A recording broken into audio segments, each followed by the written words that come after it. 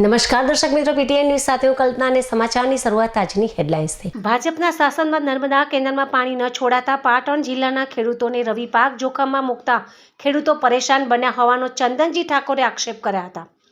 પાટણ જિલ્લાના રાધનપુર તાલુકાના પ્રેમનગર ગામના ખેડૂતોને નર્મદા કેનાલ દ્વારા તાત્કાલિક પાણી છોડવામાં આવે તેવી માંગ ચંદનજી ઠાકોરે કરી હતી।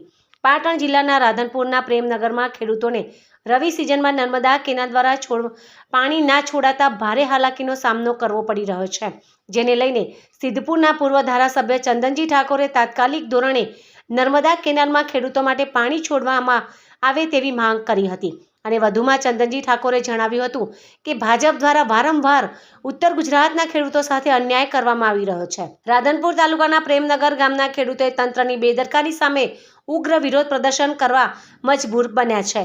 નર્મદા નિગમ દ્વારા કેનાલની સમયસર અને યોગ્ય સફાઈ કરવામાં પણ આવતી નથી। પરિણામે રવિ પાક માટે અત્યંત જરૂરી પાણી ખેતરો સુધી પહોંચી રહ્યું નથી। પાણીના અભાવે ખેતી કાર્ય સંપૂર્ણપણે ખોરવાઈ ગયું છે। ભાજપના શાસનમાં નર્મદા કેનાલમાં પાણી ન છોડાતા પાટણ જિલ્લાના ખેડૂતોને રવિ પાક જોખમમાં છે।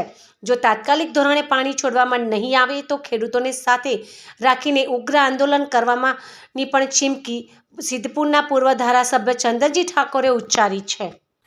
પાટણ જિલ્લાને અને ઉત્તર ગુજરાતને હળહળતો અન્યાય। પાટણ જિલ્લાના રાધનપુરમાં પ્રેમનગરમાં ગઈકાલે તેના ખેડૂતોએ નર્મદાના પાણી માટે હલ્લાબોલ કર્યો। નર્મદાના કેનાલમાં પાણી ન છોડવાના કારણે આજે ખેતીનો રવિ પાક નિષ્ફળ જઈ રહ્યો છે અને તંત્ર એવું કહે છે કે અમારે કેનાલો સાફ કરવાની બાકી છે। તો અત્યારે તો રવિ સિઝન પણ ચાલુ થઈ ગયું, એનું વાવેતર પણ થઈ ગયું ચાલુ, અને હવે આજે આ ભારતીય જનતા પાર્ટીની સરકાર એવું કહે છે કે કેનાલો સાફ કરવાનું છે। તો 2 મહિને ચડ તો ખેતીનો પાક વાવણીમાં બરાબર ન આવી જાય તો હજી ક્યારે આ ભાજપની સરકાર કેનાલો સાફ કરશે, ખેડૂતને પાણી માટે આપશે? એ મારો એક ભારતીય જનતા પાર્ટીને પ્રશ્ન છે। આજે મારો ખેડૂત આજે બેહાલ થઈ રહ્યો છે। આજે એરિયા ખાતર ન મળવાના કારણે, ડીએપી ખાતર ન મળવાના કારણે આજે ઉત્તર ગુજરાતનો ખેડૂત નહીં, સમગ્ર ગુજરાતનો ખેડૂત નહીં, સમગ્ર ભારતનો ખેડૂત આજે ખાતર માટે લાઇનમાં ઊભો છે।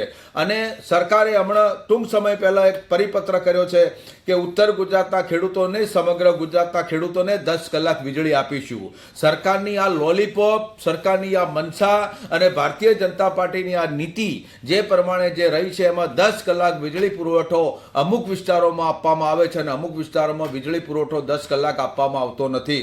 આ ભારતીય જનતા પાર્ટીની સરકારે આ ખેડૂત સામે, અને અત્યારે ખેડૂત બિચારો લાચાર થઈ ગયો છે। એટલે મારો ભારતીય જનતા પાર્ટીને સવાલ છે કે તાત્કાલિક ધોરણે જો અમલ કરવામાં નહીં આવે તો રાધનપુરના ખેડૂતો જે ઉગ્ર આંદોલન કર્યું એમાં ચંદનજી ઠાકોરનું પૂરતું સમર્થન છે। આ આંદોલનમાં ભાગ લેવો પડશે તો પણ ભાગ પણ લઈશું, બીજી નેતૃત્વને પણ ભેગું કરવાનું આવશે તો નેતૃત્વને ભેગું કરીશું, પણ જ્યાં સુધી એને ખેડૂતોને તાત્કાલિક જો સરકાર પાણી નહીં આપે તો એના વિરુદ્ધમાં આંદોલન પણ કરીશું।